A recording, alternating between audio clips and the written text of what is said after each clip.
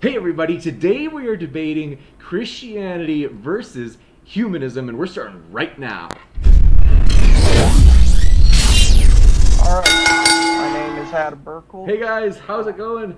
Thrilled to have you here. We have Adam Burkholz and we have Praise I Am That I Am. Want to say thank you for everybody's patience. I have to say the debaters have been so kind as they have basically been super patient with me. I kind of dropped the ball.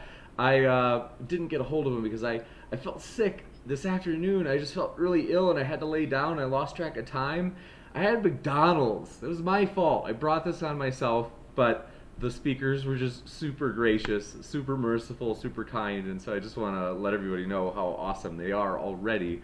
And I think you're going to really enjoy this. So I'm going to, before we do the introductions of both of our speakers, I'm going to just quick mention we're very excited. We recently booked an interesting and exciting debate, and this is going to star atheist theologian. So yes, there is such a thing. So he's an atheist who's an expert in theology and New Testament studies. If I remember right, that's his expertise. He's Dr. Robert M. Price. You've probably seen him maybe debate William Lane Craig before. He's debated Bart Ehrman.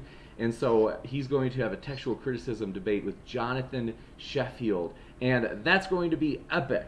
And the reason is, the topic is, can Christianity be given an intellectual historical defense? So that, I promise, is going to be exciting, and that's Friday, April 12th coming up. So for tonight, we're stoked that our speakers were like, hey, let's try out this like mini debate style. So this would be a little bit shorter, a little bit more fast paced and intense, but I think it's going to be off the charts. It's going to be great. So I want to mention both of the speakers' links are down in the description. You can check them out. I think you'll really enjoy getting to know them, as they've already been really pleasant in just our email interactions and things like that. So if this is your first time here, consider hitting that subscribe button. We have a lot more debates coming up that we're really excited about, and we'd love to have people from all walks of life. We really do want people, whether you're Christian, atheist, Muslim, all the strange creatures in between. We are glad you are here, and we hope you feel welcome at what we're trying to build, which is a non-partisan or fully neutral platform where we are completely fair.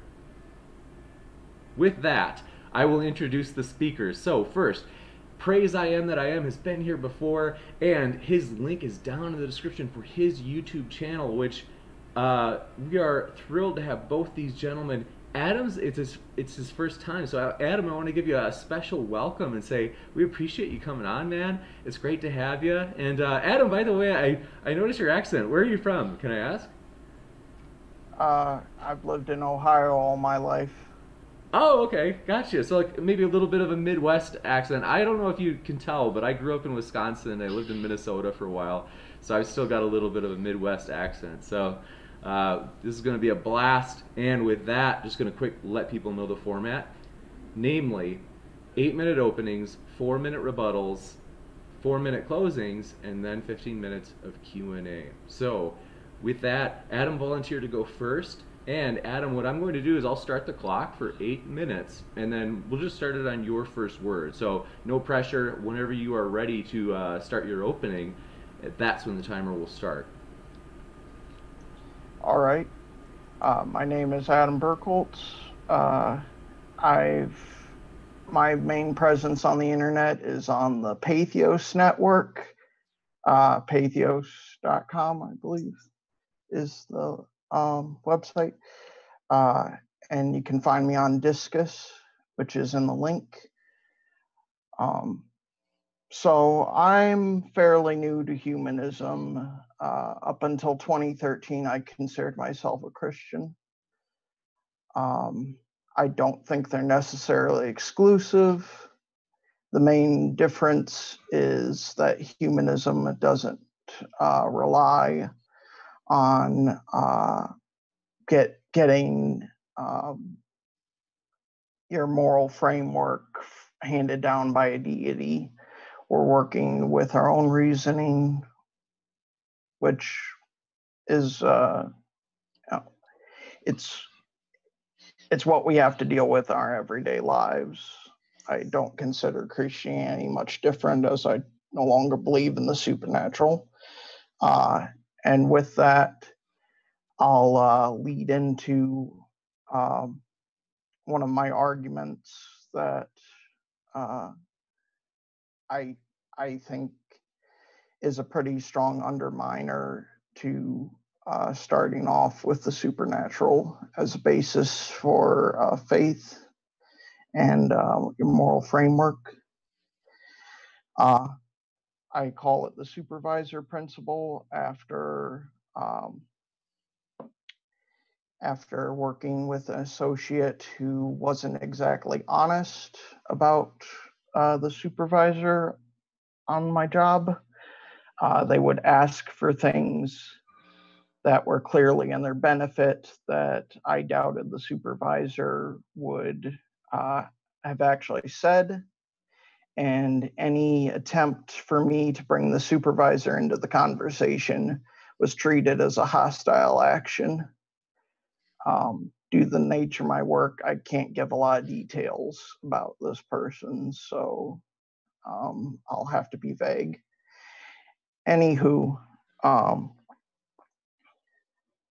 concerning claims of the existence of any God and the supernatural, if a believer wants a non-believer to observe media or public speakers, media including the Bible or apologetics texts, claiming the existence of beings who are omnipresent, or at least not as spatially limited as humans, immortal, or at least still alive now and for the foreseeable future, persons, they can receive, retain, and communicate information. They have thoughts, likes, dislikes, and desires.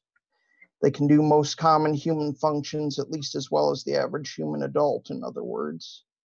Then those beings could do likewise for everyone to observe. If those beings can do that, then there is no necessity to rely on such media and public speakers, as those media's and public speakers' non-existence would not hinder the observer's consensus of the apparent existence of such beings. Then, following this, any such being not presenting the claims of and or about their own existence can corroborate, contradict, or dismiss those claims made by humans.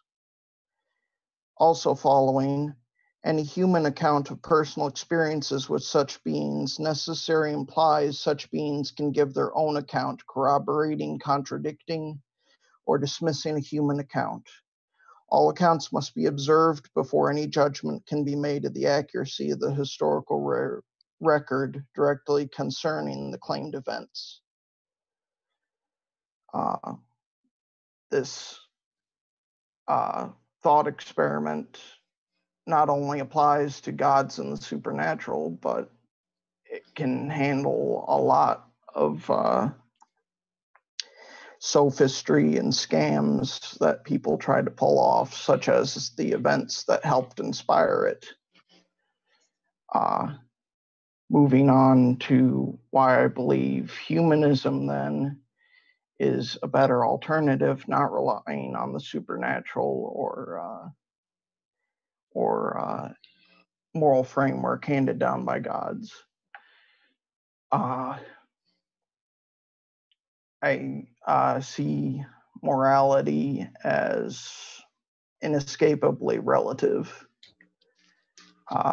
We're always going to deal with outliers of people who think murdering's okay, and the like. But we're always striving to improve our lot in life. I think that humanism is one way we can reason together to do that better than we have previously. Such values as informed consent and bodily autonomy are two of my core principles when thinking about interactions with other people.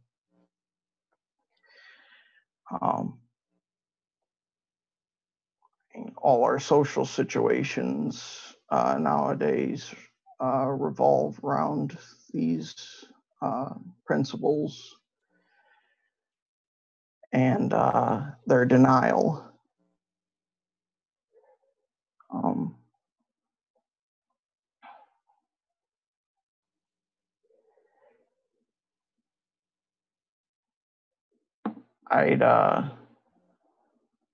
I'd encourage people to not see humanism or any moral system so much as prescriptive, but as descriptive of things we already believe.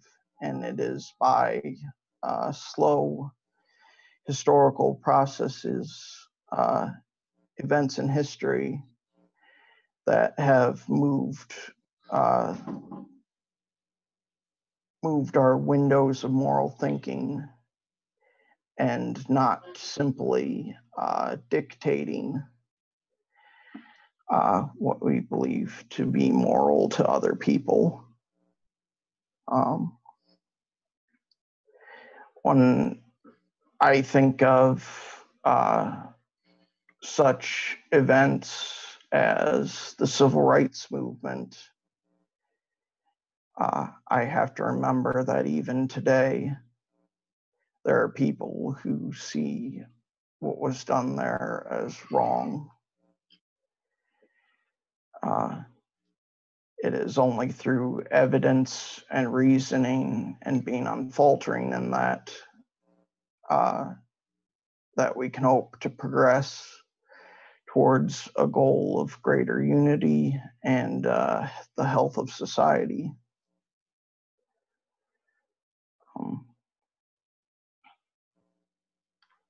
I'll just stop it there and continue the conversation after praise.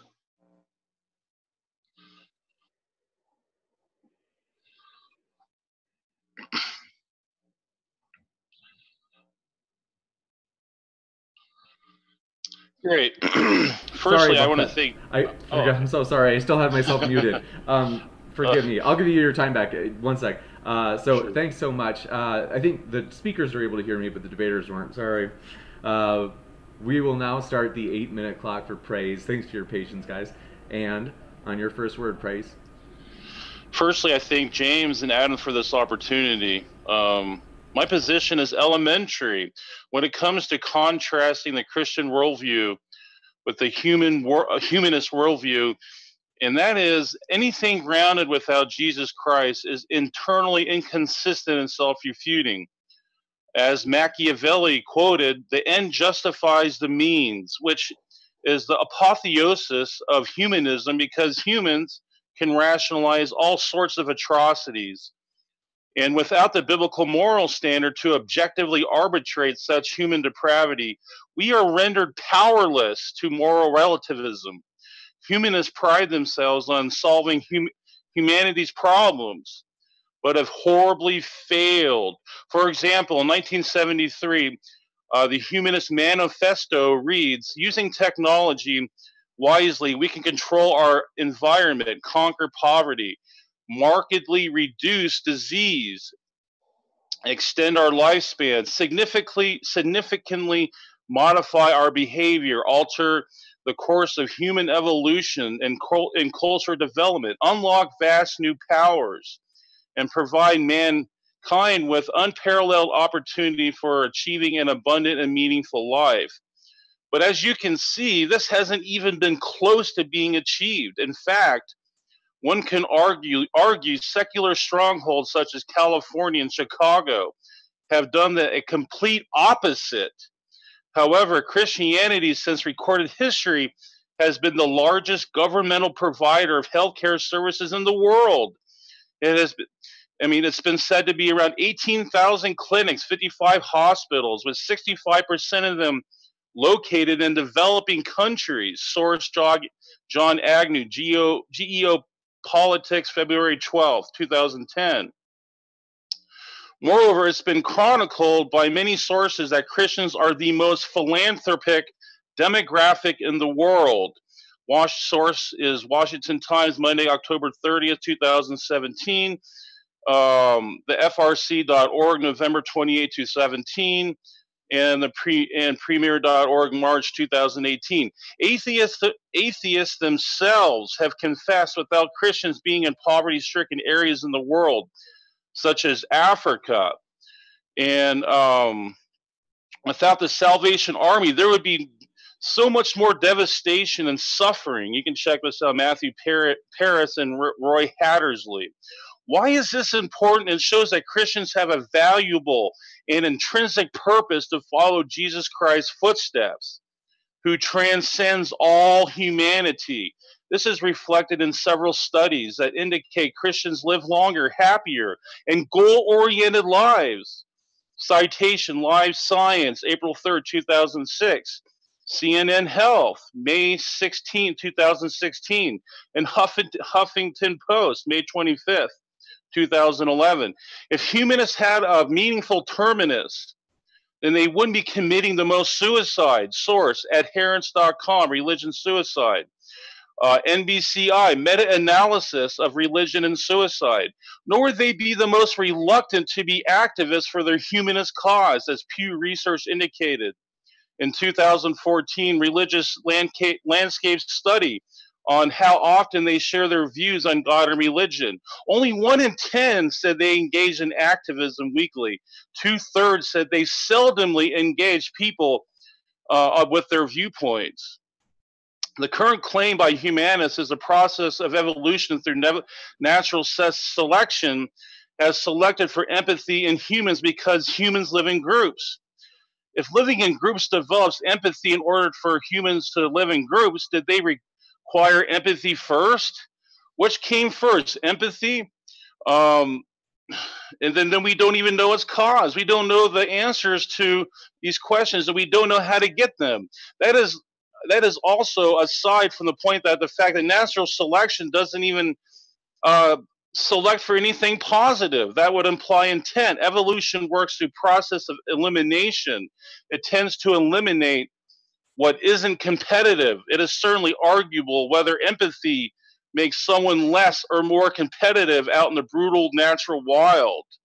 Even if we agree that empathy makes group living possible and group living makes survival more likely, there is still no evidence to support natural selection being its cause, since it can't cause anything. If it could, as likely to cause violence as empathy. Belief in evolutionary theory naturalism is epistemically self-defeating. If both evolution and naturalism are true, then the probability of us having reliable cognitive faculties are so low that are inscrutable.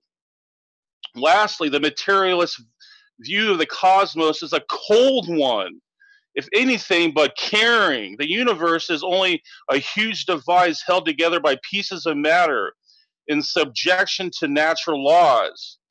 This machine can never give us intrinsic or objective purpose.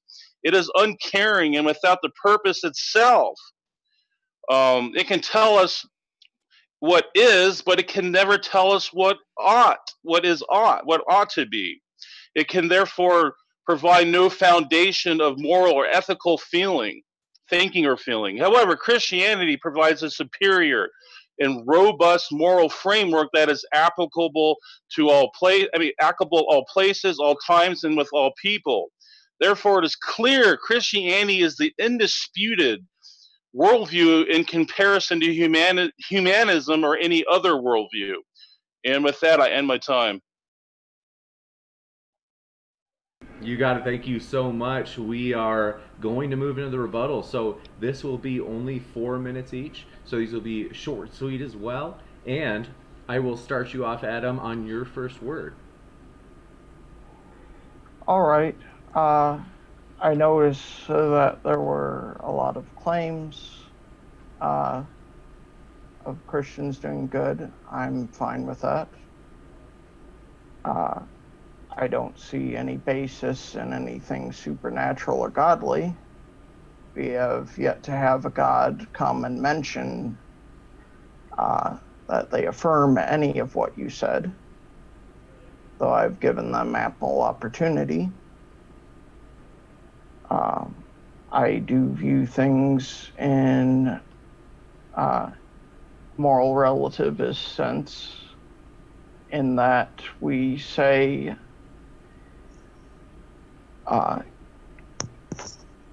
we give our own descriptions of what we think is absolutely moral or not, but these do not seem to transcend beyond us. It is only through communication and much debate and often action that morals seem to change. And even then, the remnants of previous moral majorities still continue on. They still find use in those communities. So it's not that they're completely detrimental. It's that they were outcompeted by morals that were found to be more useful.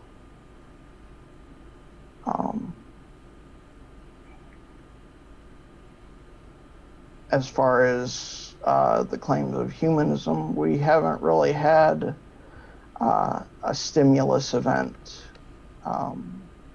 that would galvanize people for a humanist movement like Christianity has had. We haven't been adopted by an empire that already had vast holdings in much of the ancient world. We haven't had near the time that it would take. All your claims of what Christianity has done are untrue if you go back far enough. But look what time can do if enough people adopt it.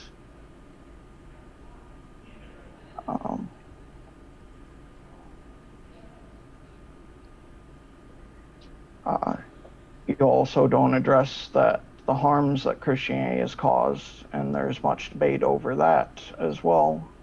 If we were living in an objectively moral universe, how could we have anything that we could describe as immoral? Would it even make sense to us if everyone held the same morals?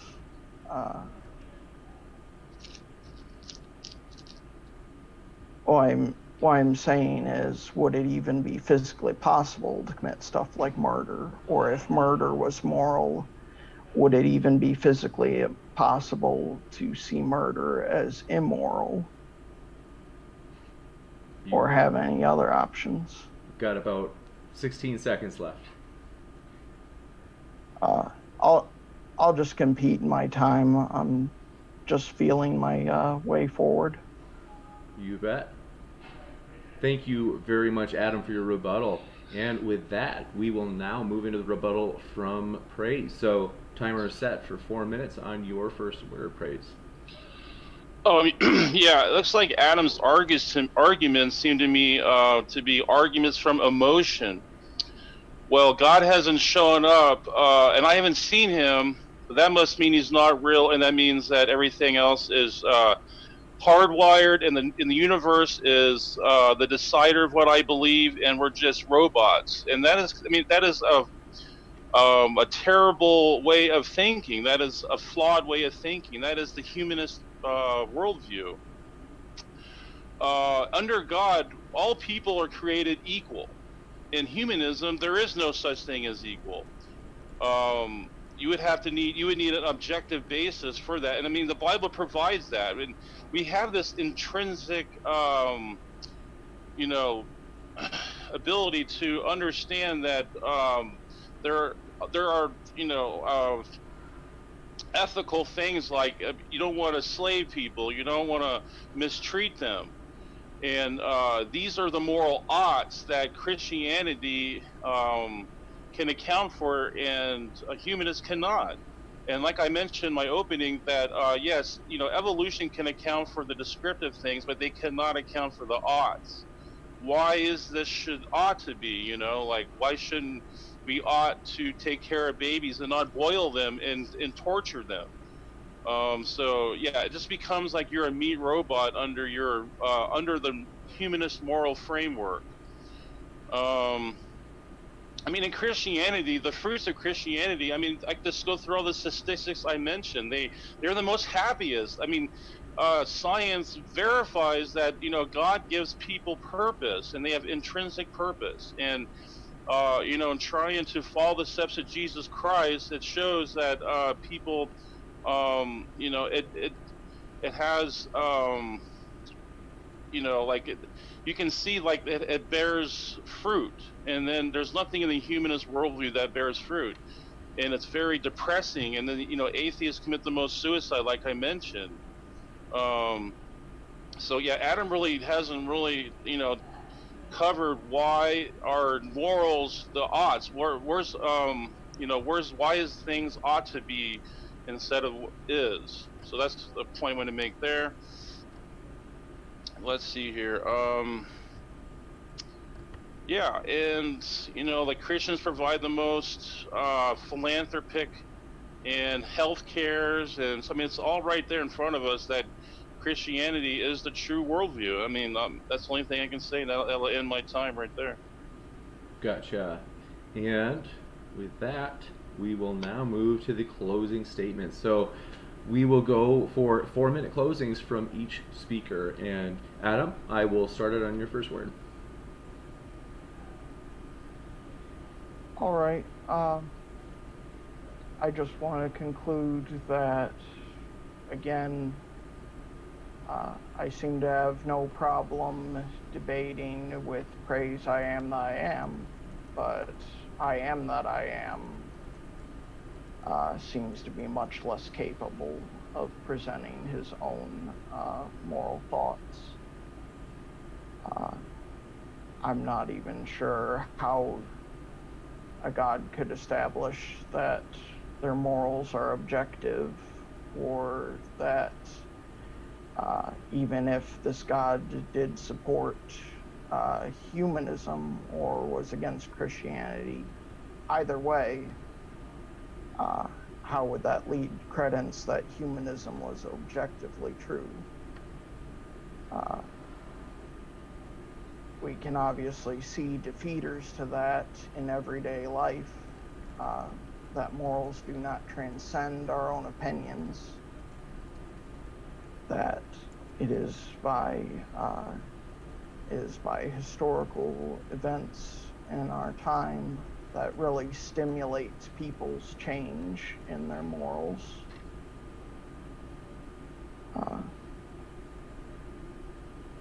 So as far as oughts versus is, I think there are lots of oughts.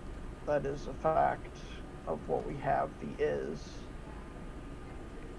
But they don't so easily translate to prescriptions, as we like to think in classical arguments.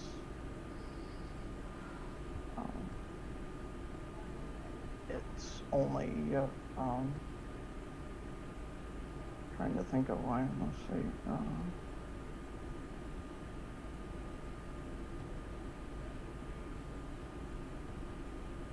It's only by reflecting on the past and teaching our next generations what we have learned that we seem to move our values anywhere.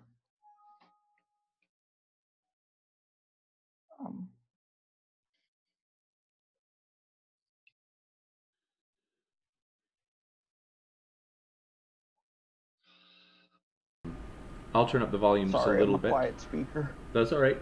And I'll give you your time back, so you'll have 1.5 minutes left. Go ahead.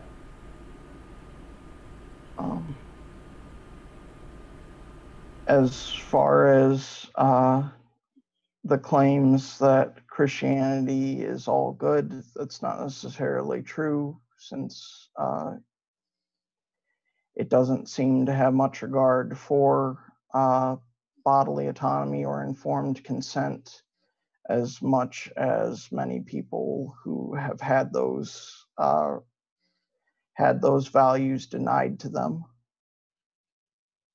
And I think that's where humanism offers a path to improvement. Not necessarily the only path. I think there will always be dissonant values. But as long as we can find usefulness and survival and thriving in those values, then they can't necessarily be objectively wrong, and thus they can't be objectively right.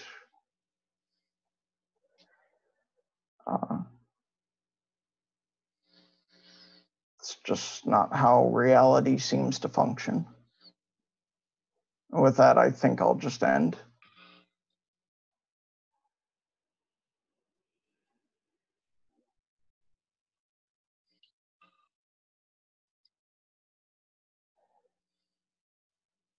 Oh, this night's been a mess. I'm so sorry. I forgot to turn my audio on again.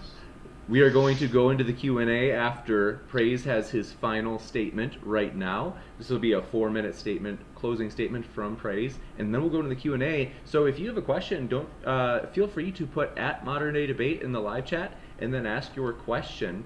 And in addition to that, if you want, you can do Super Chat, which allows you to also make a comment during the question and answer if you'd like. And we also automatically, all the Super Chats go to the top of the list.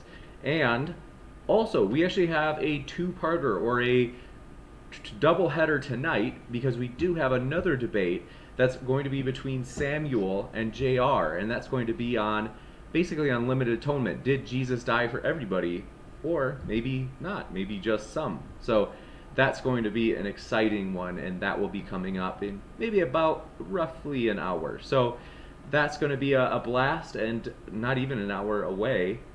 Last, Praise, thanks for your patience. The floor is yours. 4 minutes. I will start the clock on your first word. In closing, I provided statistics and that show Christians have an intrinsic purpose, and humanists cannot have an intrinsic purpose. The universe provides no source of hope, and there's no foundation for anything. And history bears witness that reality cannot be a humanist invention, because relativistic philosophies are self-refuting. Who is the final arbitrator of what's right and wrong? Who's to say moral monsters such as Stalin, Mao Zedong, or Pol Pot are any less moral than Gandhi? That is the tragedy of humanism, and that is humanists put their faith in other humans instead of the creator. This is a futile exercise because humans are very flawed and mutable. Conversely, Christianity provides a solid foundation of ethics that is immutable and transcendent via the 10 Commandments and the gospel of Jesus Christ. To love your enemy as yourself, you're supposed to even love our enemies. I mean, right there, that's an ethic that is unquestionably objective.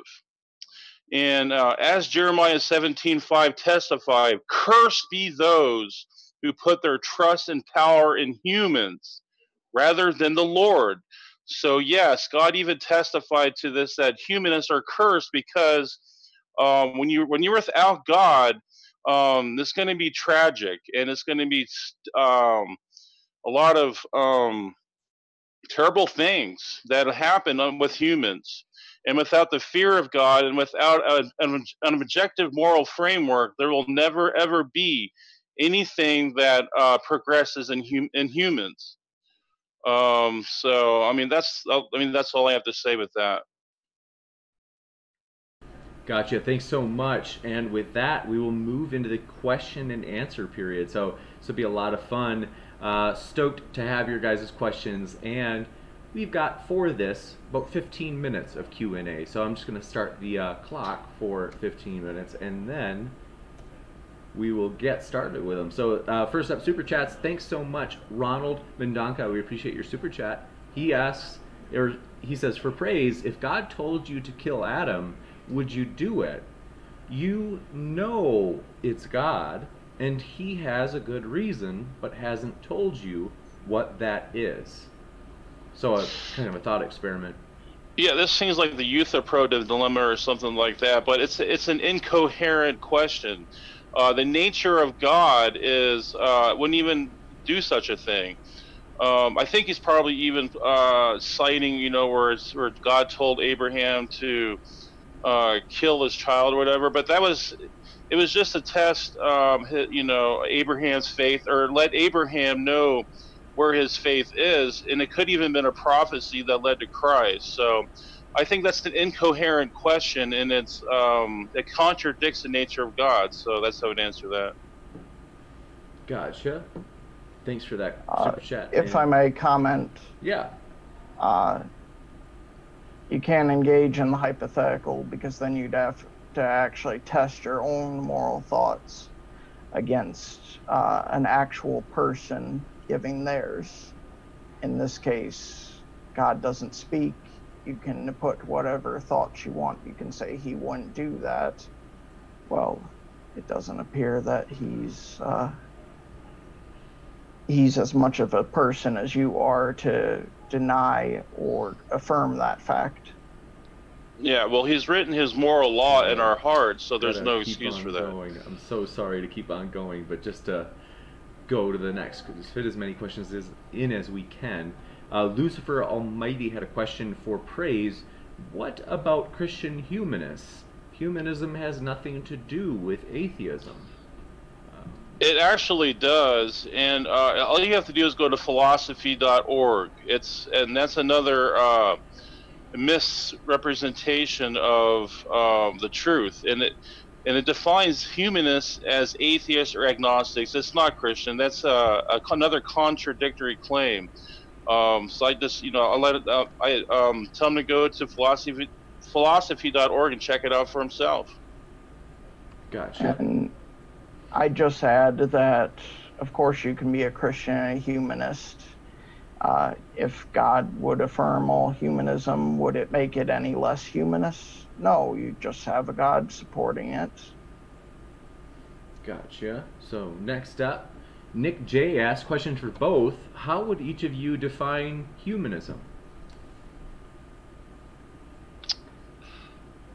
I'll let Adam, go first. Okay. I'd say humanism is thinking through our own moral and ethical dilemmas without appeal to any supernatural or deist or deity to back our morals. It's more concerned with our history and what we find worked and what hasn't for our well-being. Gotcha. How about you, Praise? It's just really humans playing God, and that's why that's why there's no such thing as a Christian humanist, because humans invoke themselves as the arbitrator of right and wrong and the sovereignty over the earth. So, yeah, it's just humans playing God to me. That's what I would answer that. Gotcha. And with that, we have a next question, which is the Psycho One asks, hey James, a question for Praise for question time. How do you tell the difference between intrinsic meaning and the meaning you believe to be intrinsic? Well, I think that moral realism answers that the oughts. There's definitely ontology with morality, and I think if you investigate the ontology of morals, that you can find intrinsic value in those. So, metaphysics, I think, answer that question. Gotcha. Next, Think Club. Adam, good to see you. He asked, what is the humanist position on forgiving your enemies? Where does the humanist position on forgiving your enemies come from?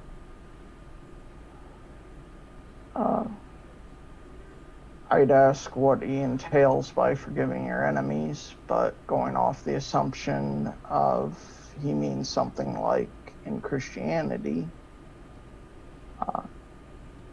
I'd say it's for human cooperation. Forgiveness doesn't come without reparations for wrongs. I'd never imply that. As being apart from forgiveness, as far as where it comes from, I'd say it comes a lot from, again, our history. We go with what works. What hasn't has been disastrous. If we look at what led into World War II, I think a lot of that was because we decided harsh punishment was better than working to make Germany not in the future become our enemies. And yet we had an overarching Christian framework for that. Yet we didn't see forgiveness then. Gotcha. And next up, hymn's sake. Question to Adam. Are humans special? If so, how? How are we special? We're life. We have the capacity to think through very complex problems. But if you're saying special in that we can do whatever we want to the planet without consideration for our future generations or the generations of other life forms on this planet, no, I don't believe that. And I take that as a relative position because I know that not everyone holds to that. I hope to make my position more common because we live in a morally relativistic universe.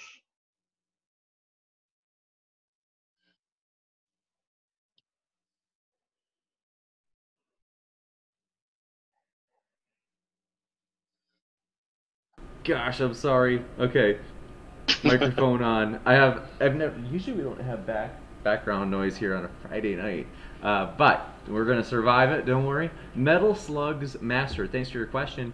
He asked, "Can you ask praise? What would differentiate a Christianity-informed action versus a humanist action if the actions both play out the same with equal outcome?"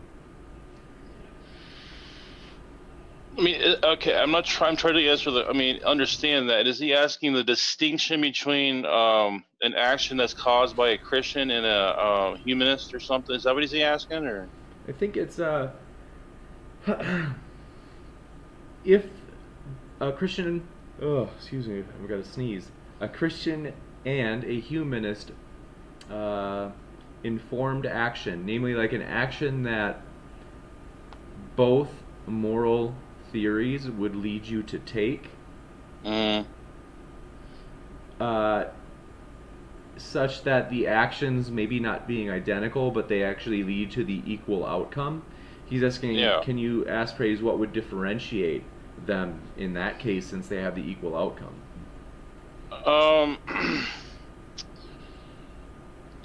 Yeah, this is where, that's what I'm saying, intrinsic purpose. I would think you would have to steal from the Christian worldview, actually, because there's nothing in a humanist worldview that necessitates anything that is, to give charity, to be, nice to people.